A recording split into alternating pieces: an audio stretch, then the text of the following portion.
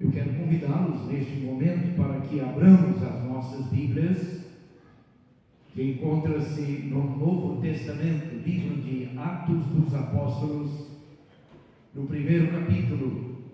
Atos dos Apóstolos, no primeiro capítulo, nós vamos ler 2 versos deste livro, o primeiro verso e também o verso 8. Primeiro verso e o 8º. Atos dos Apóstolos, capítulo 1, versos 1 e 8. Depois nós vamos ler o Evangelho de João também em um dos versículos.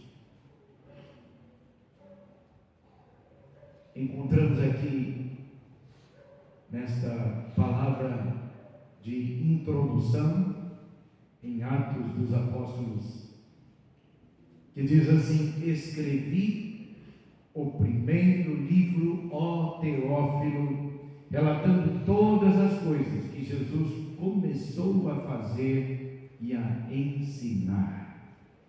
Agora o verso 8 diz assim: mas recebereis poder ao descer sobre vós o Espírito Santo, e sereis minhas testemunhas, tanto em Jerusalém, como em toda a Judéia e Samaria, e até aos confins da terra. O outro texto encontra-se muito próximo daí, Evangelho de João, capítulo 20, versículo 21. Evangelho de João, capítulo 20, apenas o verso 21. E diz assim: disse-lhes, pois, Jesus outra vez: paz seja convosco, assim como o Pai me enviou, eu também vos envio. Quando pensamos a respeito de palavras como estas, ditas pelo evangelista Lucas, que escreveu Atos dos Apóstolos, como também João, o apóstolo do Senhor, deparamos com uma palavra que nos instrui, que nos incentiva e também ao mesmo tempo nos desafia a respeito de ordens, de orientações, de instruções que o próprio Senhor da igreja, o Senhor Jesus Cristo, deixou primeiramente para os seus discípulos, os seus apóstolos, como consequentemente para toda a sua igreja. E é bom lembrarmos, igreja em todos os tempos e em todas as épocas. Olhando exatamente por esse prisma a respeito dessas ordens, dessas orientações da parte do Senhor, um teólogo, pastor e autor de muitos livros, eu me refiro a John Stott, ele faz um comentário sobre a missão da igreja, obedecendo a chamada através daquilo que a própria Bíblia assim declara, a grande comissão. E John Stott diz, abro aspas, há um aspecto da missão do Filho Jesus que deve ser comparado com a missão da igreja. Ele foi enviado ao mundo a fim de servir. Ele não desceu como visitante de outro planeta, nem chegou como estrangeiro, trazendo consigo sua própria cultura. Ele tomou sobre si nossa humanidade, nossa carne e sangue, nossa cultura. Ele se tornou um de nós. Ele assumiu nosso pecado e morreu nossa morte. Agora Ele nos envia ao mundo para nos identificarmos com os outros, assim como Ele se identificou conosco. Fecho aspas. E aí paramos para pensar, amada igreja, como é que esse chamado traz para nós desafios, traz para nós exatamente a visão clara e objetiva através das Escrituras, quando então, certamente como responsáveis, nos tornamos diante desta missão de serviço para a vida da igreja. Essa missão, de uma forma muito resumida, envolve pregação do Evangelho e também a própria conversão de pessoas que tornaram-se agora novas criaturas em Cristo Jesus.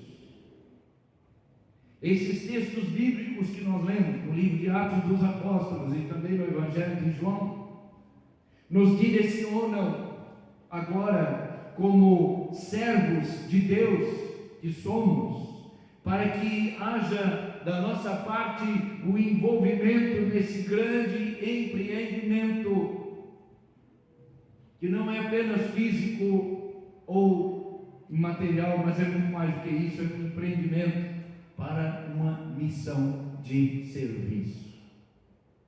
Aliás, é bom que a gente tenha esse conhecimento de que toda missão, qualquer que seja ela, envolve serviço, quanto mais no reino de Deus. Mas preste atenção na narração dessas passagens, amada igreja, porque com essas palavras nos vemos diante de uma missão de serviço. Estamos abordando nesse mês de julho, como também o pretendemos fazer no mês de agosto, sobre esse tema de missões e evangelismo, e para isso precisamos buscar a fidelidade no Senhor para cumprirmos essa grande comissão, essa grande tarefa. E aí eu pergunto a cada um, como é que esta missão se desenvolve? Algumas ideias que nós encontramos aqui nesses dois textos. E a primeira ideia está exatamente aqui no versículo 21 do capítulo 20 do Evangelho de João, na primeira parte, quando o Senhor então faz uma declaração aos seus discípulos, dizendo: paz seja convosco. E a primeira ideia está aqui, que precisamos ter esta missão de serviço, pensando exatamente na saudação de paz que o Senhor Jesus Cristo oferece ainda hoje a cada um de nós. E quando pensamos a respeito de paz, uma definição simples e direta significa estado de calma e tranquilidade. É a ausência de perturbações e também de agitação.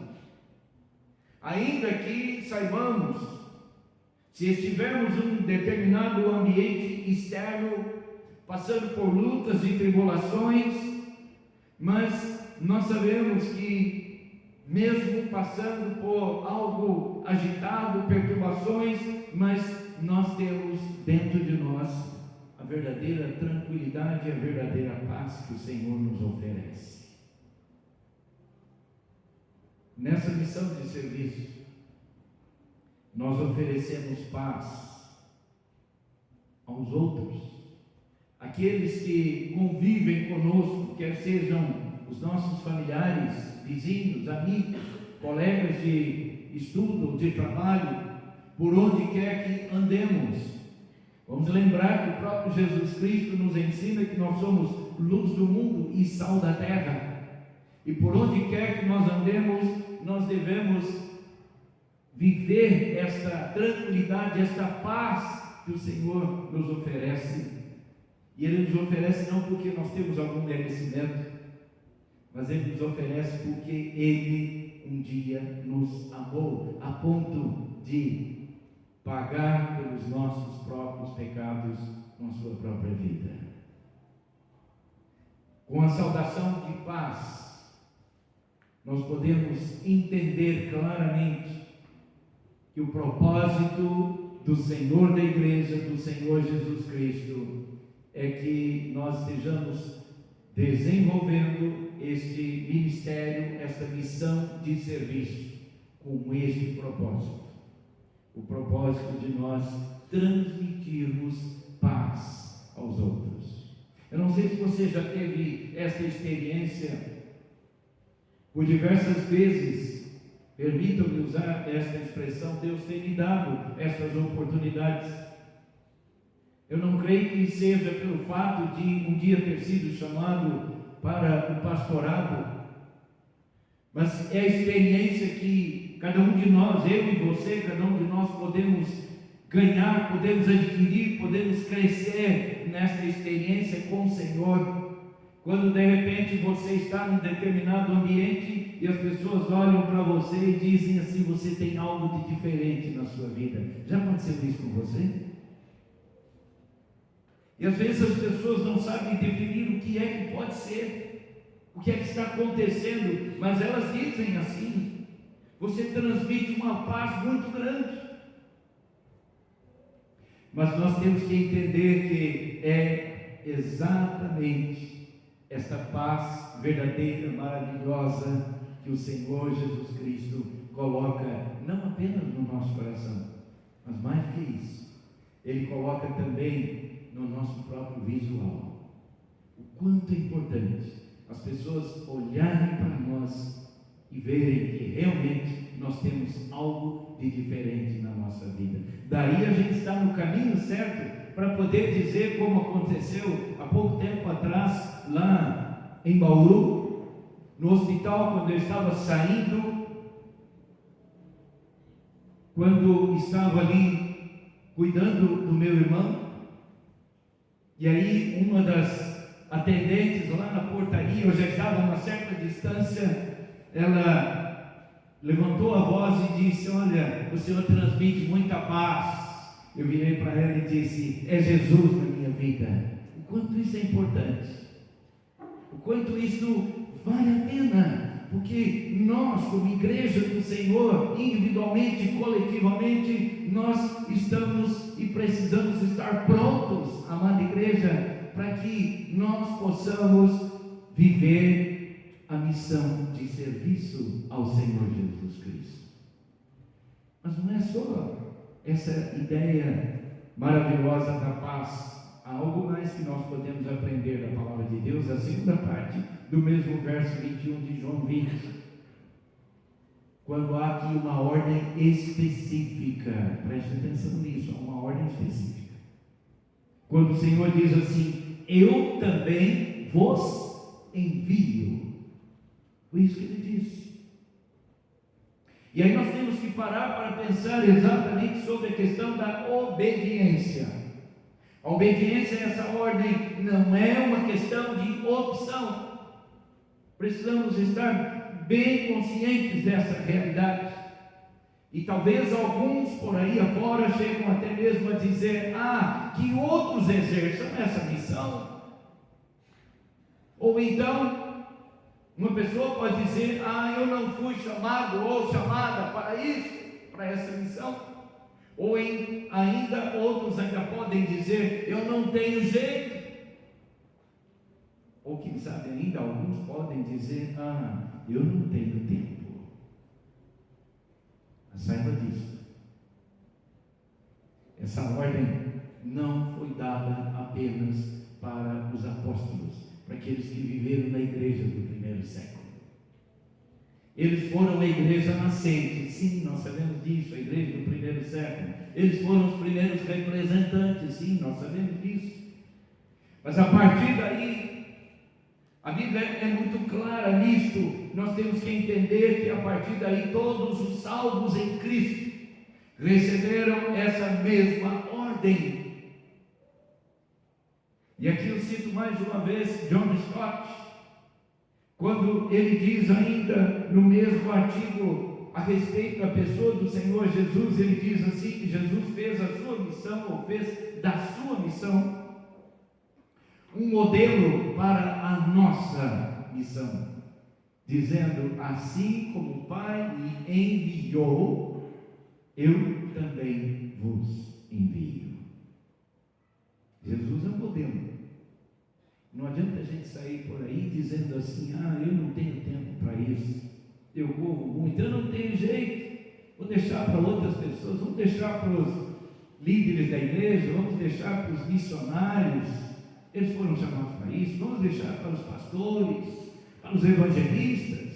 Mas nós temos que encarar a realidade. O chamado do Senhor é para todos os salvos no Senhor Jesus Cristo. E graças a Deus por isso. Essa é a missão de serviço que eu e você temos para este mundo que está perecendo nas trevas e precisando da salvação em Jesus Cristo. E é preciso nós entendermos também de que a missão da igreja é isso, é imitar o Senhor Jesus na missão de serviço. Mas uma terceira lição que a gente aprende agora, eu vou para o livro de Atos dos Apóstolos, onde nós lemos no versículo 8 do capítulo 1, porque como testemunhas, nós somos cheios do Espírito Santo. Preste atenção nisso. Porque lá em Atos 1,8 diz assim: mas recebereis poder ao descer sobre vós o Espírito Santo. E aí completa dizendo: e sereis minhas testemunhas. Agora, uma coisa é certa que nós precisamos saber, amada igreja, de que o Senhor Jesus não enviou os discípulos sozinhos para essa missão de serviço, mas eles teriam a presença e o poder do Espírito Santo. Há uma expressão interessante no Novo Testamento, na língua grega, para a palavra poder, é a palavra dinamis, que em português significa dinamite. É uma verdadeira explosão. Louvado seja o nome do Senhor por isso, porque é isso que o Espírito Santo de Deus faz na vida, no coração do crente, quando ele se dispõe a testemunhar do Evangelho do Senhor Jesus Cristo. E aí nós passamos a entender de que os discípulos ficaram cheios, ficaram transbordantes e também preparados para testemunhar. Aí alguém de repente ainda vai dizer: mas isso aí foi lá no passado, isso aí foi uma experiência única que aconteceu. Mas é importante dizer que a Bíblia é sempre atual. Ela sempre traz uma orientação para as nossas vidas em todo o tempo, em toda a história da igreja. E é necessário saber que, uma vez convertido, nós já temos a presença, a habitação gostosa, maravilhosa, benfazeja do Espírito Santo de Deus em nossas vidas. E uma vez que nós temos já a presença do Espírito Santo habitando em nós, então nós temos já este poder, nós já temos este dinamismo, nós já temos esta dinamite do Espírito Santo em nós. Então não há o que temer, mesmo que porventura nós daqui a algum tempo, não sabemos, tenhamos que passar por perseguições, como muitos países no mundo. Os cristãos já têm sofrido perseguições e já têm até mesmo padecido, já têm morrido por causa do testemunho do Evangelho do Senhor Jesus Cristo. Mesmo que algum dia isso tenha que acontecer conosco, nós precisamos estar certos de que não estamos sozinhos. O próprio Senhor Jesus nos promete, Ele diz que Ele estará conosco todos os dias até a consumação do século. Isto é simplesmente maravilhoso. Há um poder e um programa, não só naquele tempo, mas ainda hoje. O poder de quem é do Espírito Santo de Deus.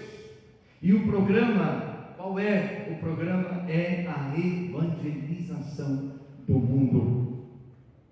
Por isso é que Deus abençoa a igreja a nível local, a nível regional e a nível nacional, para que aqueles que são chamados pelo Senhor de forma específica estejam em etnias, estejam em culturas diferentes da nossa, aqui mesmo dentro do nosso país, como a gente já pôde analisar hoje pela manhã na escola bíblica dominical, quando há ministério específico, por exemplo, para ciganos e tantos outros, quilombolas e tantos outros aqui no Brasil, além dos indígenas. Mas mesmo fora do nosso país, Deus vai levantando esse ministério de missões de evangelização, e a igreja na retaguarda, ela fica em oração, ela contribui, como já podemos fazer hoje à noite, e ela está pronta para que a obra do Senhor seja realizada. Esse é o programa de evangelização do mundo. Ser testemunha significa contar o que nós temos experimentado da presença maravilhosa do Senhor Jesus Cristo na nossa vida. Eu nunca me esqueço de que um pastor, na porta da igreja, cumprimentando os membros após o culto, ele dizia para aqueles irmãos e irmãs, ele usava uma frase que eu achava muito interessante. Ele dizia: Deus é maravilhoso. E ainda ele fazia uma pergunta: quais são as suas novidades? A pessoa dizia: não tem nenhuma novidade não, pastor. Ele dizia: tem que ter, porque o crente em Cristo, ele precisa ter novidades, ele precisa ter sempre uma nova experiência com o Senhor Jesus Cristo. Como é bom a gente saber disso, porque daí agora a gente vai ficar mais atento, vai ficar um pouco mais esperto com respeito a isso, sabendo que nós estamos vivendo neste mundo como verdadeiras testemunhas do Senhor Jesus, e temos experimentado a presença maravilhosa do Senhor Jesus Cristo na nossa vida, através do Espírito Santo de Deus. Mas eu quero concluir aqui com uma quarta lição nesse texto, porque uma vez que nós devemos viver a missão em serviço, precisamos entender que nós somos continuadores da missão de Jesus. Continuadores? O que é isso? Está lá em Atos, o primeiro capítulo, o primeiro versículo que nós lemos. Preste atenção. Eu não vou me deter aqui no início do versículo. Quem sabe numa outra oportunidade podemos aqui analisar quem é esse Teófilo pelo qual Lucas está se referindo. Mas eu quero destacar aqui a segunda parte, que diz assim, relatando todas as coisas que Jesus, agora preste atenção nisso, que Jesus começou a fazer e a ensinar. Nós somos continuadores da missão de Jesus. Note bem, o texto é muito claro, ele começou. É certo que, do ponto de vista do sacrifício, da salvação, para a garantia da salvação e do perdão dos pecados, é algo exclusivo do Senhor Jesus. Ele morreu exclusivamente para pagar pelos nossos pecados e para nos garantir vida eterna com Ele nos céus um dia. Mas a obra e também a missão de serviço, Ele começou, o Senhor Jesus começou. Ele deu início na pregação das boas novas. Ele ensinou, e aí de repente pode surgir uma indagação: ensinou para quê? Para que nós pudéssemos dar continuidade. Essa é a questão, esta é a chave para que uma igreja possa crescer e se desenvolver e então se multiplicar em todas as áreas. É um chamado à continuidade. Hoje, a responsabilidade, amada igreja, é dupla. E nós precisamos entender isso. A primeira responsabilidade é pregar o Evangelho, ou seja, testemunhar. E cada um de nós podemos e devemos fazer isso. Mas a segunda responsabilidade vai além da pregação. É fazer novos discípulos do Senhor Jesus. Fazer novos alunos do Senhor Jesus. Preparar novos convertidos e fazer novos discípulos para que eles cresçam espiritualmente. Isso é responsabilidade da igreja. E quem é a igreja? Se eu perguntar, todos saberão responder. A igreja sou eu, você, cada um de nós. Nós somos a igreja do Senhor. Mas a gente tem que encarar algumas realidades. Infelizmente, para a tristeza nossa, para a tristeza do próprio Deus, há muitos cristãos que não têm consciência do seu chamado. E a gente sabe disso. Em todos os lugares isso pode acontecer. Exatamente porque muitos não têm comunhão com os demais irmãos. Muitos não crescem espiritualmente. Muitos não dão testemunho, pelo contrário, dão mau testemunho, que a gente às vezes usa aquela expressão, é um testemunho. Sim, muitas vezes é isso que acontece. Há muitos que demonstram falta de zelo com o reino de Deus, com as coisas de Deus. Isso é um desafio para mim, para você, para cada um de nós, porque muitas vezes para esses falta interesse, talvez até, a gente tem que dizer assim, talvez até esteja faltando a verdadeira conversão ao Senhor Jesus Cristo. Permitam-me aqui usar também de uma experiência que eu tive há alguns anos atrás. Eu estava evangelizando ali, apresentando um plano de salvação para um casal, mas principalmente para ele. Vou dizer até o nome dele, Cássio.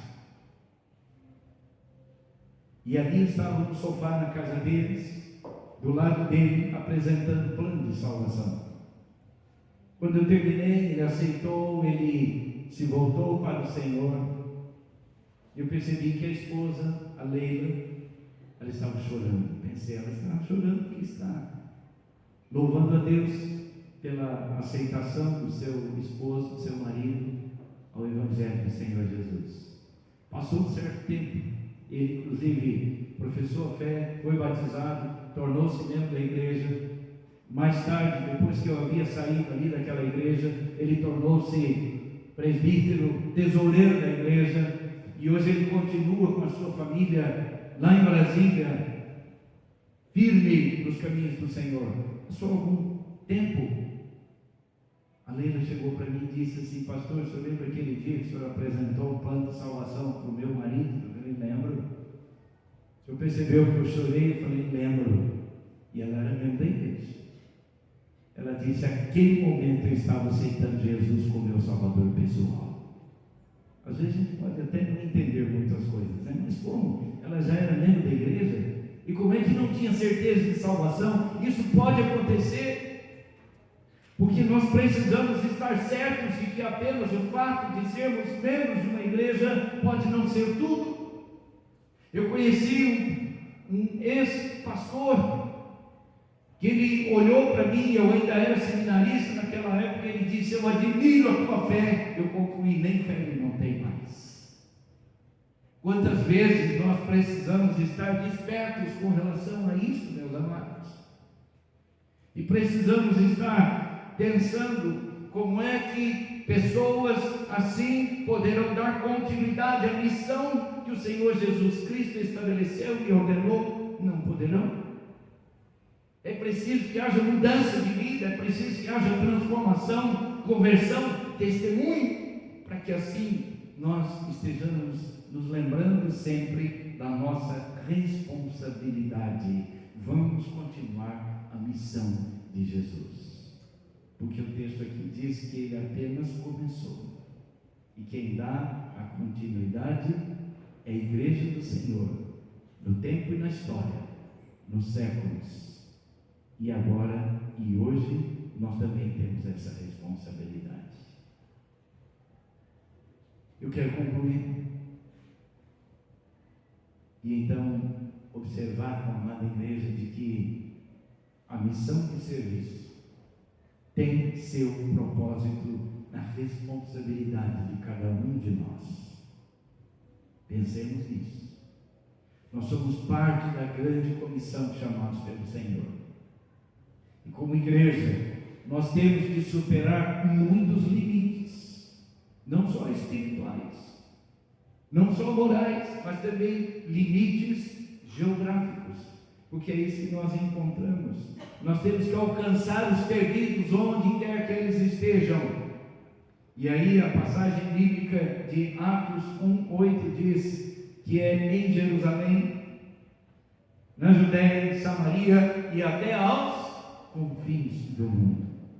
Se a gente fizer aqui uma comparação e uma analogia, a gente poderia dizer: Jerusalém é o bairro onde nós moramos, ali junto da nossa vizinhança. Como é que tem sido o nosso testemunho com esses?